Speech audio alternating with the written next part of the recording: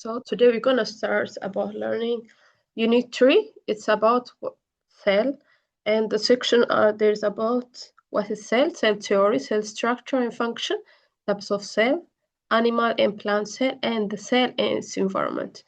We'll learn about this. Okay. ዛሬ የምናየው እንግዲህ what cell የሚለውን እናያለን እስከ cell structure and function ድረስ ዛሬ እንማርና next week የቀረውን እንጨርሳለን then ይሄ term ያልቃል ማለት ነው term ዋናችንን እንጨርሳለን ማለት ነው okay what cell is the smallest and the basic unit of living things it's what it's the smallest and the basic unit of living things all living things are composed of cell some of these living things consist a single cell and called unicellular. Last time እየተማርን እንደነበረው single cell ያላቸው ምን እያልን ነበረ? unicellular organism ናቸው እየተባባል እያልን እየተማርን ነበረ. The other group of living things which consists many cells are called multicellular. Cell is the smallest and the basic unit of living things and all living things are composed of living things. ሁሉም living things composed of cell ናቸው ማለት ነው.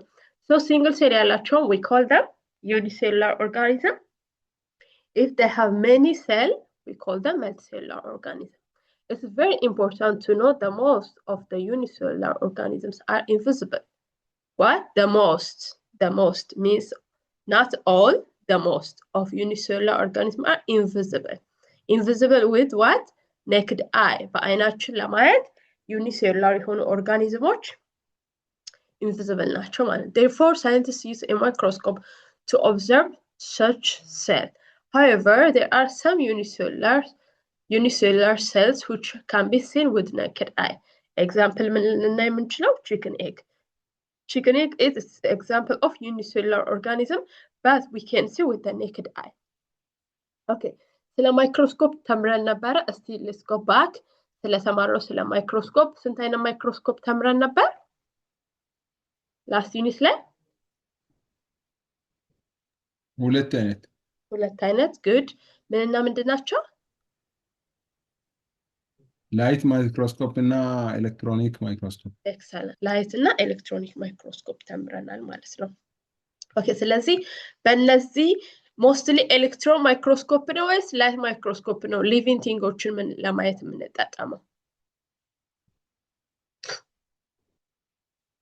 light because electron ከኤሌክትሮን ስለሆነ የተሰራው living የሆነ ኦርጋኒዝም ካስቀመጠን dead ይሆንብናል because of electron ምክንያቱም source ቢኑ ምንድነው ብለናል ኤሌክትሮን ነው ብለናል ማለት ነው ስለዚህ ከዚህ ጋር ስናያይዘው unicellular organisms አብዛኞቻቸው we cannot see with our eye or with the naked eye those are invisible ስለዚህ ማይክሮስኮፕ እንጠቀማለን ነገር ግን አንዳንዶቹ as an example chicken egg it's unicellular organism ነገር ግን with naked eye ማየት እንችላለን ማለት ነው the body of multicellular organism is composed of many cells of specialized type which work cooperatively for example in the case of human body everything you do every action you take every thought are possible because of the process that occur at the cellular level each activity of our body is a result of cooperative work of muscle cell for movement, nerve cell for gathering information, and brain cell for interpretation of message to the action. So, ምንድነው የሚለን the body of multicellular organism ያላቸው ምንድናቸው many cell ያላቸው ናቸው composed of cell of specialized type ናቸው ስለዚህ ሁሉም አንድ ላይ ይሰራሉ ማለት ነው ኤግዛምፕል እንዳየነው human body ላይ እና አክሽን እናደርጋለን የሆነ ነገር እንሰራለን እናስባለን which all is possible because ሁሉም አንድ ላይ cooperate አድርገው ስለሚሰሩ ማለት ነው each activity of our body is a result of cooperative work ሁሉም activity cooperative work ነው ማለት ነው that occur at the cellular level each activity of our body is a result of cooperative work of muscle cell for movement nerve ተስፋሁን I think ተስፋሁን you doing this ይሄንን ስክራች እያረክ ያለው ተስፋውን ነክ ይታያችኋል እናንተ ብሉ ነገር ይታየናል ስለዚህ ስርስ የምታደርገው ተስፋውን እዚህ ጋር ይጻፈልኝ ነው ስለዚህ please try to stop. Okay, each activity of our body results cooperative work of muscle cell for movement, nerve ደግሞ for gathering information, brain for interpretation, the message of action. ስለዚህ brain ሴላችን ምን ማድረግ እንዳለብን ኢንተርፕሬት የሚያደርግልን ነው ማለት ነው። Okay, note. Most cells are very small and they are very small, therefore visible only with the microscope. ምንድናቸው አብዛኞቹ ሴሎች ቅድም እንዳልነው those are very small, ስለዚህ invisible with our own naked eye. But an ostrich egg ቅድም እንዳልነው like chicken egg ምን ነበረ ዩኒሴሉላር ነው፣ ነገር ግን በአይናችን ማየት እንችላለን። ልክ እንደዛ ostrich egg ጋር ስንመጣ it's a single cell about 6 inch in diameter, weighing about 1.36 kg. Nerve cell in your body can stretch several feet long, and nerve cell in giant squid can be more than 30 feet long. ስለዚህ እዚህ ጋር የሚነግረን ምንድነው ሴሎች most ሴሎች they are very small and we cannot see with the naked eye. ስለዚህ example as an example የወሰድነው ostrich egg እና chicken egg we can see with our naked eye. Each activity of our body is a result of cooperative work of muscle cell for movement, ቅድም ብለናል muscle cell for movement, nerve cell ደግሞ for gathering information, brain ሴላችን ደግሞ ለምንድነው for interpretation, the message to the action. actionችን brain cell interpret ለማድረግ ነው, nerve cell collecting information or gathering information, muscle cell for the movement ነው ማለት ነው።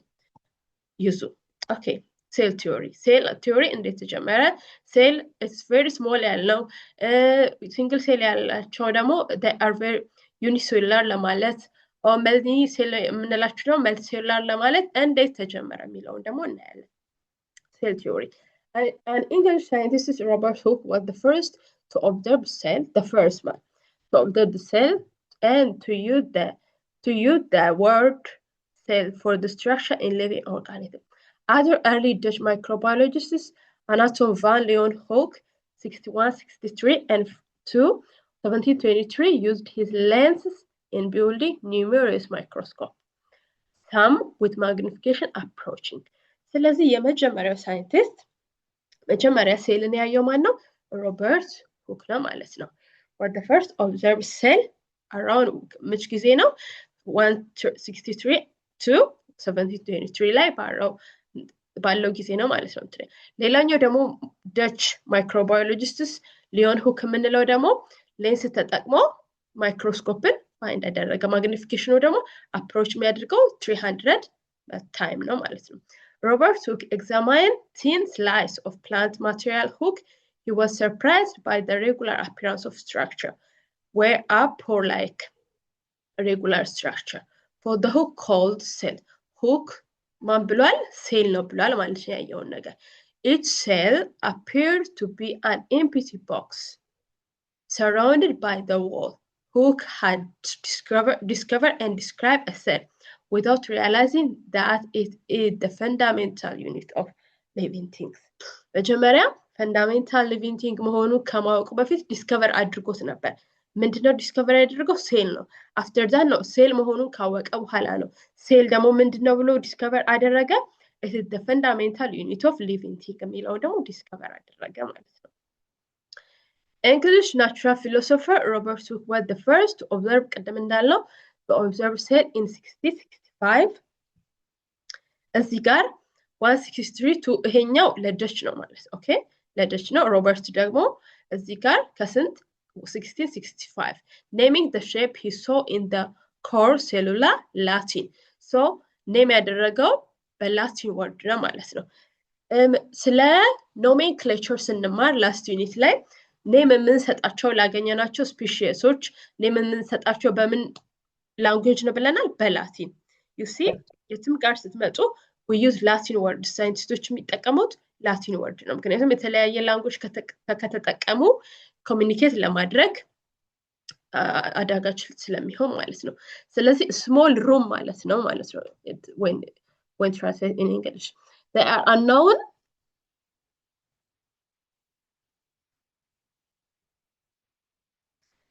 unknown to us as a cell.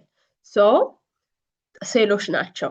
In 1674 Anton van Leeuwenhoek 1632 በዚህኛው ዓመተ ምህረት ደግሞ likely observed protozoan አየ ማለት ነው because እሱ ማይክሮስኮፕን ቢውልድ አድርጎ for the first time and several years later he observes bacteria protozoan observe አደረገ then bacterian look አደረገ ማለት ነው those very little animals he was able to isolate from different sources such as rainwater pond well water and the human mouth and intestine ስለዚህ ከነዚህ ውስጥ ነው ፕሮቶዞአና ባክቴሪያን ማየት የቻለው ማለት ነው ከምን ለይቶ ከሬን ዋተር ከፖንድስ and ከዋተር ከኢንተስታይን ከሂውማን ባዲ ማውት and ኢንተስታይን ከነሱ ለይቶ ነው ፕሮቶዞአን and ባክቴሪያን መለየት የቻለው ማለት ነው then Leon Hook is a universally acknowledged as a father of microbiologists because he discovered microbiology like protista and bacteria so እዚህ ጋር ማወቅ ያለባችሁ ሁለት ነገር the first one Robert Hooke is the first one which observes the cell መጀመሪያ ሴልን ኦብዘርቭ ያደረገው or discover ያደረገው ሮበርት ሁክ ነው next ላይ the father of biology ደግሞ ነው ሊዮን ሁክ ነው ማለት ነው is that clear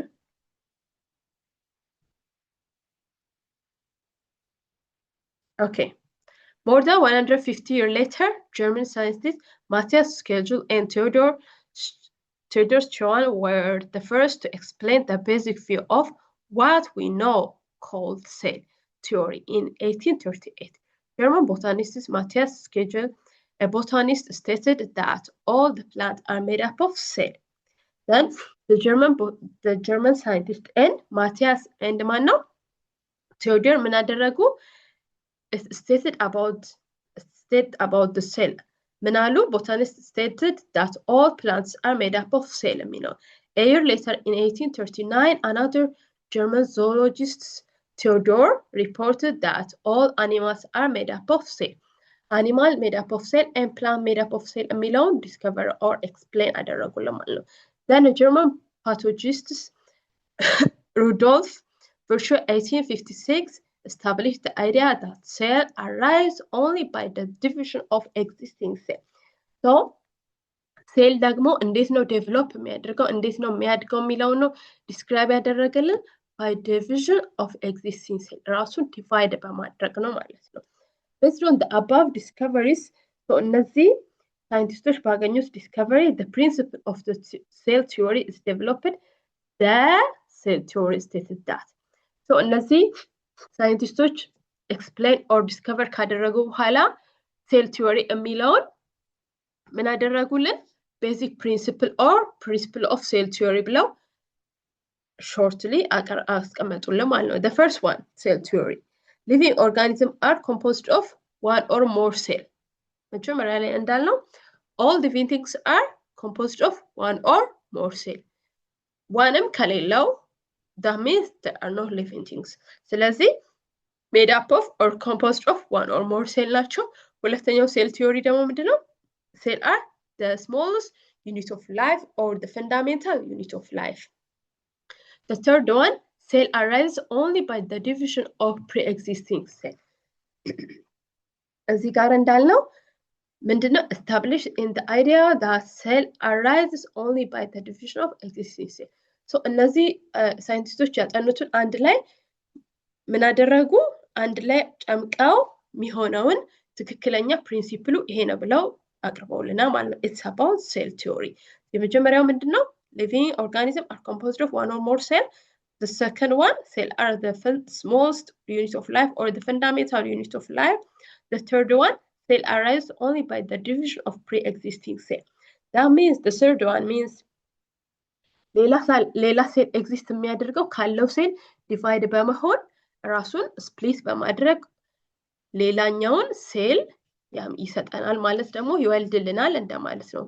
ላይክ ስንማር ፍራግመንቴሽን ፊዥን ምናምን የሚለውን ኦርጋኒዝሞች እንዴት ራሳቸውን ሪፕሮዲዩስ እንደሚያደርጉ አይተናል ሴል ደግሞ ራሱን ሪፕሮዲዩስ የሚያደርገው እንዴት ነው by division of a pre-existing cell ነው ማለት ነው the cell theory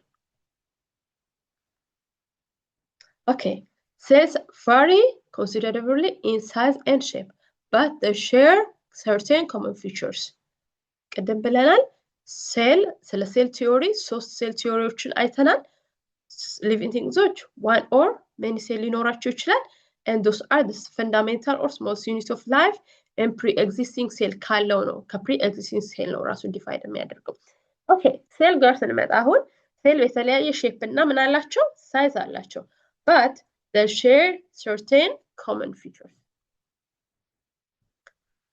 ከኔ ጋር ናችሁ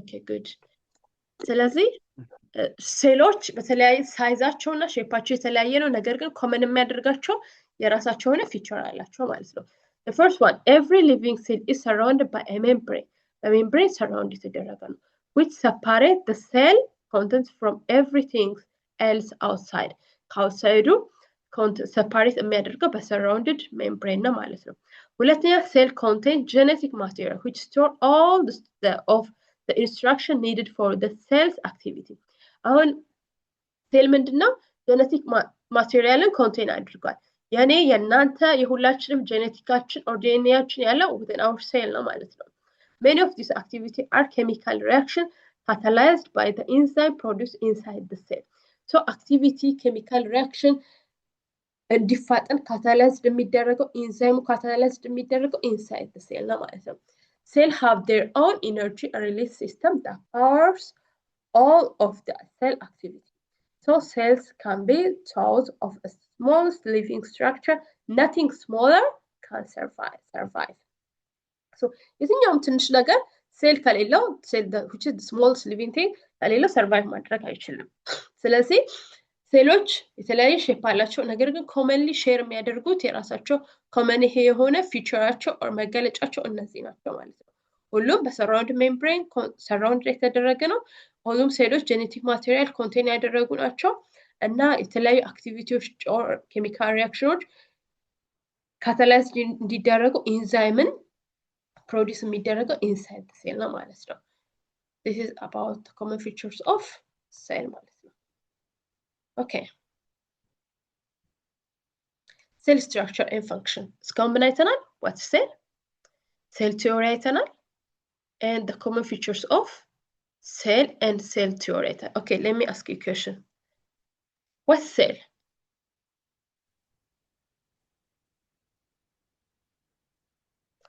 ፈጠን በሉ what cell cell ምንድነው አሁን ከተማራው በራሳችሁ ላይክ በራሳችሁ ላንጉዌጅ በሚገባችሁ የገባችሁን እንዲህ ነው ብላችሁ just ማውራት ነው cell is a fundamental organism the fundamental unit of life excellent okay cell theory so cell theory አይተናል what are they living organisms are composed of one or more cells okay ስም ልጥራ ደንበሉ hello cell theory tell me about multicellular and unicellular okay cell unicellular single or multicellular nature okay the second one multicellular second one sorry multicellular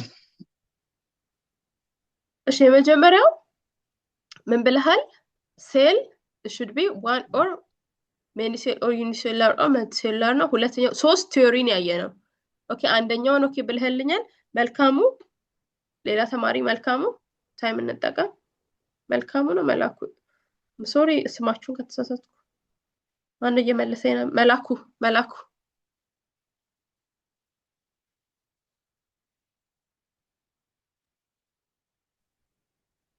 ኦኬ ሌላ ተማሪ ሁለተኛው ቲዮሪ ሶስት ቲዮሪ ነው ያየነው አንዱ ሴል ምንድነው ዩኒ ኦር መልቲ ብለናል ኦኬ ሁለተኛው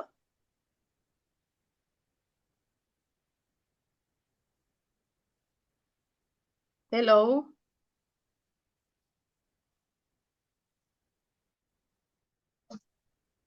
cells are the smallest unit of life smallest or fundamental the third one cells arise only by the division of a pre-existing cell okay good እሺ የመጀመሪያው ሴልን ዲስከቨሪ ያደረገልን ማን ነው Robert Hooke good who is the father of biologist microbiologist Lewis hook. Leon hook. Okay, good. Next. እሺ አሁን ደግሞ የምናየው ምንድነው? It's about cell structure and function. Cells have ቅድም እንዳልነው they have different structure and shape ብለናል. Different size and shape. Cells have different structure which have different function. የተለያየ structure አላቸው because they have different function. The organization of cell varies between different organisms.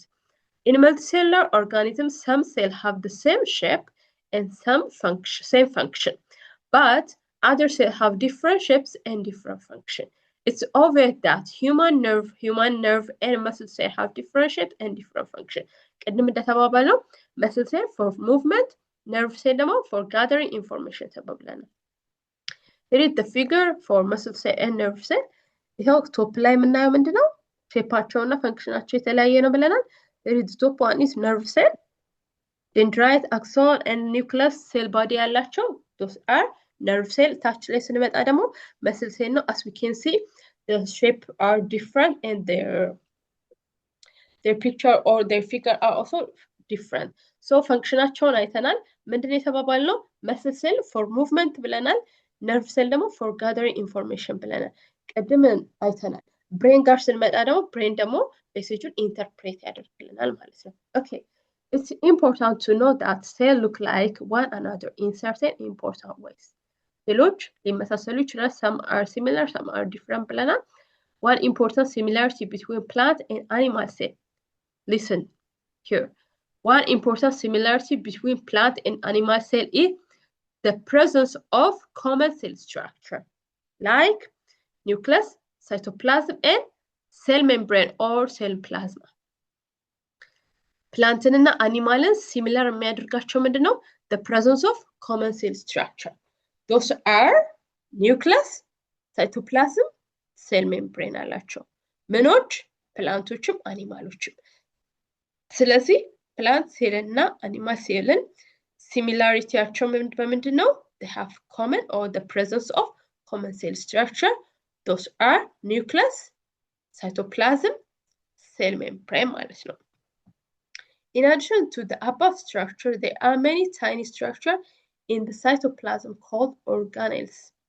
Cytoplasm ላይ ደግሞ organelles የምንላቸው ደግሞ ያመሳሰላቸዋል ነው። What's an organelle? Organelle is a distinct structure which within a cell having a specific function. Some of these organelles have a membrane while others without membrane. So this is structure of ምናልባት እዚህ PowerPoint ላይ it looks small መጽሐፋችሁ ላይ or PDF ላይ ደግሞ በደንብ ማየት ትችላላችሁ። This is the structure of typical plant cell. ይሄ typical plant cell ነው። plant cell ላይ ደግሞ in detail ታውቃላችሁ ማለት ነው። ይሄ እነዚህ ሴል አላቸው። ሴል አለ፣ cell membrane አለ፣ chloroplast አለ። These all are plant cells ናቸው ማለት ነው። Okay, so አሁን ፈንክሽናቸውን እናያለን። cell structure and function. ፕላንት ላይ እና አኒማል ላይ ኮመን የሚያደርጋቸው ነገሮች አሉ። እሱን በደንብ አወቁ። ፈተናችሁ ላይ ሊመጣ ይችላል። ኒውክሊየስ አለ፣ ሳይቶፕላዝም አለ፣ ሴል ሜምብሬን አለ። ኮመን የሚያደርጋቸው ነገር። Okay, what's cell wall? Cell wall is a rigid structure of a plant cell that provides structural supports and gives shape to the cell. It's found external to the cell membrane. Fungal cells, some protista, such as algae, bacteria cells which have cell wall. Animal cells have no cell wall. Remember, animal cells have no cell wall. Cell wall ምንድነው? It's a rich structure and carrion structure ምን provide ያደርግልናል? ሴሉን support ያደርግልናል and give the shape to the cell and external protect ነው የሚያደርግልናል. It's found external of the cell membrane. ከሴል ሜምብሬን ኤክስተርናል ነው የሚገኘው ማለት ነው። ፈንጋል ሴል ላይ፣ ፕሮቲስታ ሴል ላይ፣ አልጌ ላይ፣ ባክቴሪያ ላይ ሴል ዋል አላቸው። but when we come to animal, last unit ላይ ምን እየተማርን ነበረ? about kingdom ስንማር ነበረ። so animalia kingdom ላይ plantia kingdom እያልን እየተማርን ነበር አይደለ? ስለዚህ animalia kingdom ላይ ስንመጣ they have no cell wall ማለት ነው። okay, cell membrane. Cell membrane is an outer covering that separates the cell interior from its surrounding environment. Cell membrane is a very tiny, thin, sensitively permeable structure. The function of cell membrane is like guard of the cell. Cell wall ምንድነው ብለናል? Cell wall provide structure, support, and give shape to the cell. የሁሉንም function ማወቅ አለባችሁ። Provide structure, support, and give shape to the cell. እና የሚገኘው የት ነው? Found external to the cell membrane. ከሴል ሜምብሬኑ ውጭ ነው ማለት ነው የሚገኘው። So when we came to cell membrane, that's also outer covering to separate, outer covering ነው to separate the cell interior. የሴሉን interior part ከሰራውንዲንጉ separate የሚያደርግልን ነው። And also ምንድነው ሴል ሜምብሬን ሜንሊ የሚጠቅመው as a guard cell. ጋርድ ስንል ለምሳሌ ሴኩሪቲዎች ጌት ላይ የሚቀመጡ ሴኩሪቲዎች ምንድነው ፈንክሽናቸው? ማን እንደሚገባ ማን እንደሚወጣ መቆጣጠር ነው አይደለ? ሶ ሴል ላይ ስንመጣም ላይክ ሴል ሜምብሬን ፈንክሽኑ ምንድነው? ወደ ሴሉ የሚገባውና የሚወጣውን ኮንትሮል ያደርግልናል ማለት ነው። The cell membrane also controls what enters into and leaves a cell. You see? So ምን ኢንተር እንደሚያደርግ and ምን እንደሚወጣ ኮንትሮል ያደርግልናል።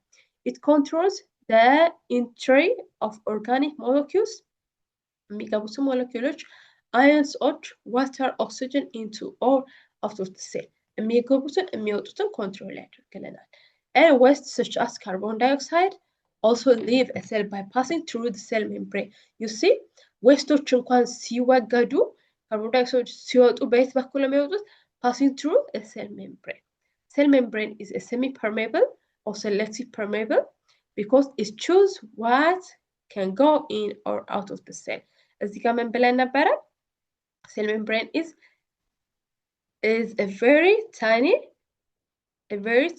selective permeable because ለምንድን እንደዛ ያልነው? ይኸው እዚህ ጋር selective permeable ለምንድን ነው? ስለሚመርጥ ነው። selective ማለት በቃሉ ራሱ like የሚመረጥ ነገር ነው አይደለ? ስለዚህ cell membrane selective permeable structure ነው ያልንበት ለምንድን ነው? ምክንያቱም it chooses what can go in and out of the cell. የሚገባውና የሚወጣውን ኮንትሮል ስለሚያደርግልን ነው ማለት ነው። እዚህ ላይ ግልጽ ነው። ወደ ኔክስት ሴል ከመግባቴ በፊት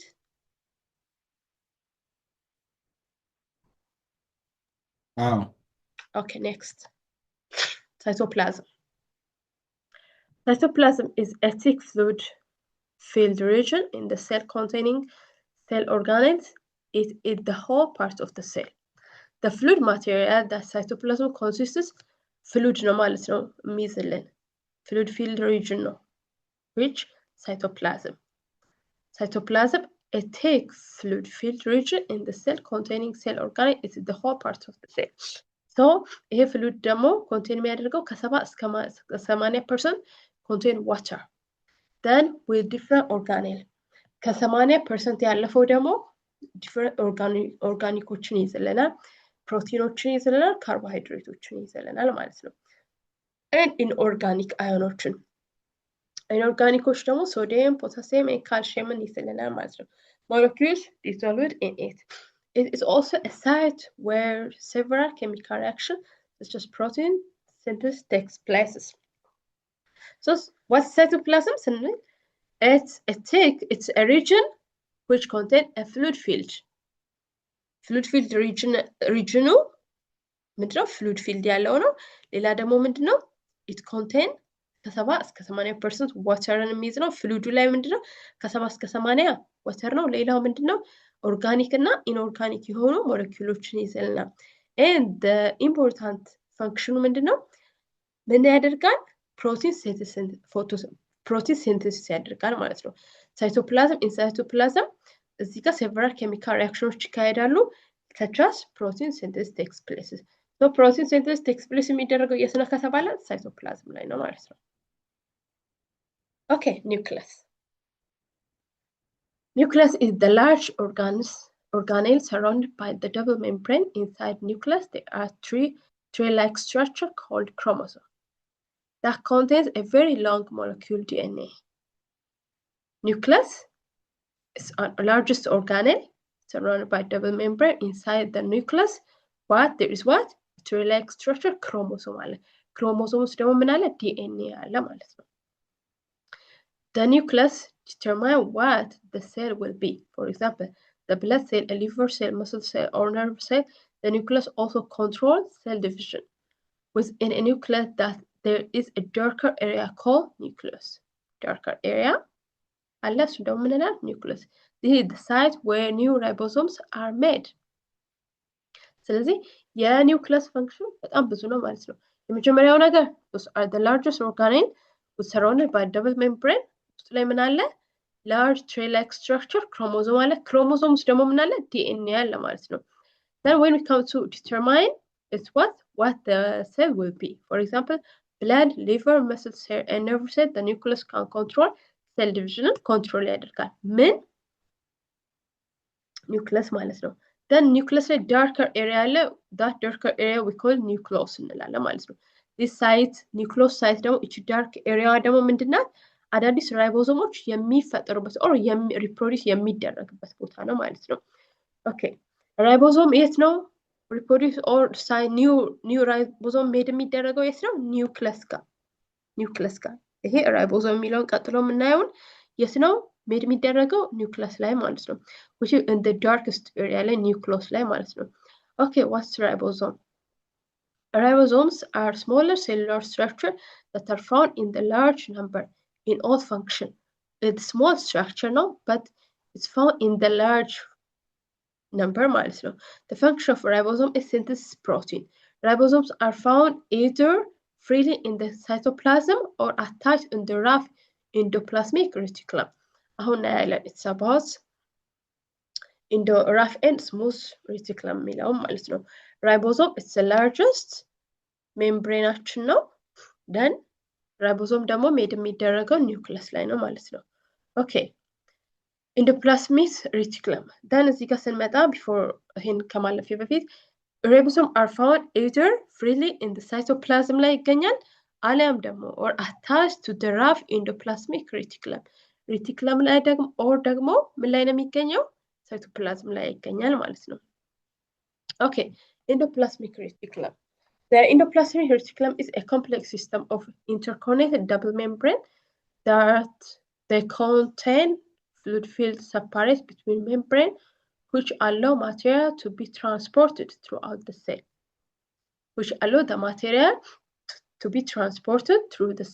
so endoplasmic reticulum ምንድነው to transport the material through the cell ከአንዱ ሴል ወደ ሌላ ሴል ማቴሪያሎች ትራንስፖርት እንዲደረጉ አለው የሚያደርግልን it's endoplasmic reticulum there are two types of endoplasmic reticulum the first one rough the second one smooth rough ያልነው ለምንድነው why we call it smooth rough endoplasmic reticulum it gets its name from the dotted appearance here is the picture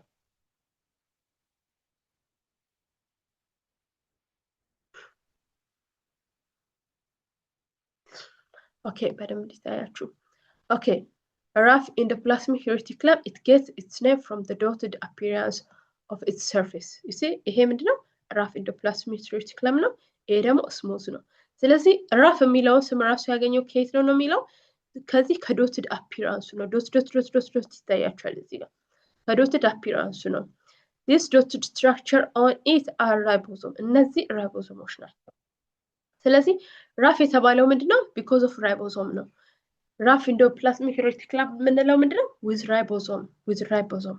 ribosome ያላቸው which are those are the dotted structure so እነዚህ dotted structure ያላቸው called rough then smooth ምንለው ደግሞ smooth is endoplasmic reticulum without ribosome it's important for manufacturing of lipids ይሄ ደግሞ ምንድነው smooth there is no ribosome ማለት ነው okay next one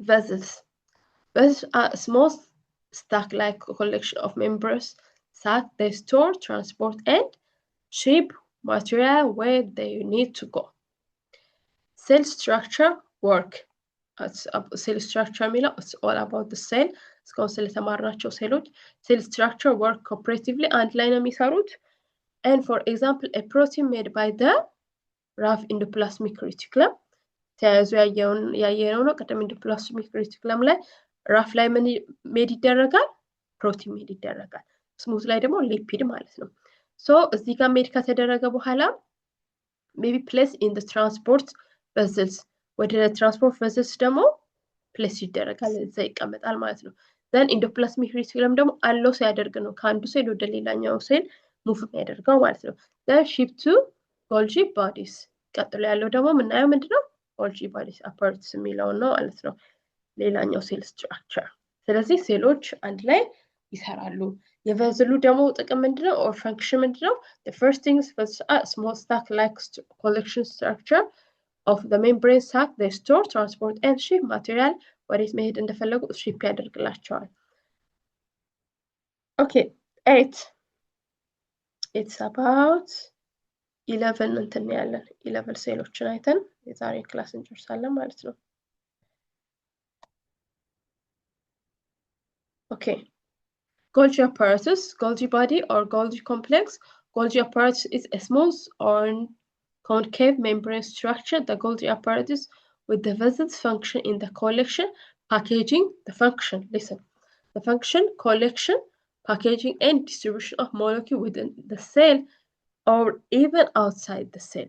Golgi apparatus is organelle named by so here Golgi apparatus name የተሰጠው is named by the discoverer by discoverer ስም ነው ማለት ነው the discoverer the Italian scientist ነው ስሙ ማን ነው Camillo Golgi ስለዚህ እሱ ስለሆነ ዲስከቨር ያደረገው ይሄንን ሴል Golgi apparatus ብሎ ኔም ሰጠው ማለት ነው who first discovered the structure in 1898 እዛ ነው ስሙ Golgi apparatus የተባለው function ምንድነው collection packaging and distribution of molecules within the cell or even outside of the cell mitochondria the powerhouse ምንለው mitochondria ነው the powerhouse of the cell since they are sites of respiration and also sites of respiration it is the organelle from where the cell gets energy ሴሎች ኤነርጂ የሚያገኙት the power of cell ያለበት ምክንያት ራሱ ሴሎች ኤነርጂ የሚያገኙት from mitochondria ነው ማለት ነው mitochondria are relatively large organelle found in the cell relatively ከሁሉም አንፃር ሲታይ is a very large organelle ነው ማለት ነው in the cell it has double membrane in the outer one control the entry and exit of the material okay lysosome are little membrane bound package and it contains digestive enzyme which can be used to digest or other cells take into the cell it's also break down unwanted and damaged organ within the cell unwanted ሆኖ break down ያደርግልናል lysosome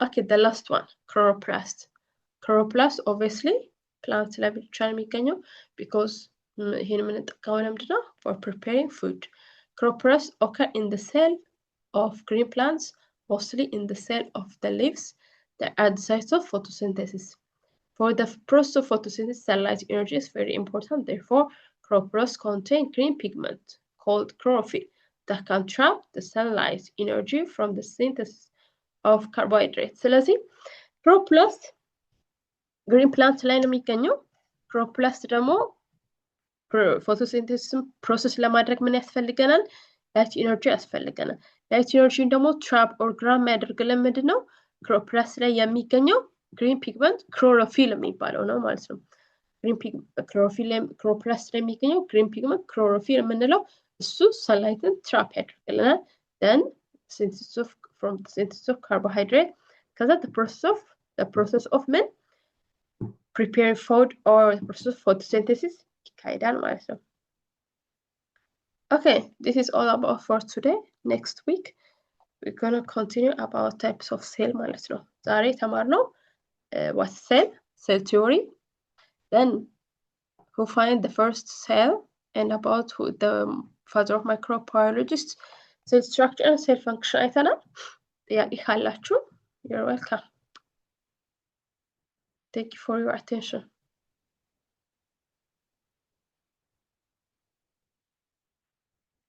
ተማሪዎች አላችሁ አንዳንዴ እኮ ያላችሁ አይመስለኝም ሰጥ ስለምትል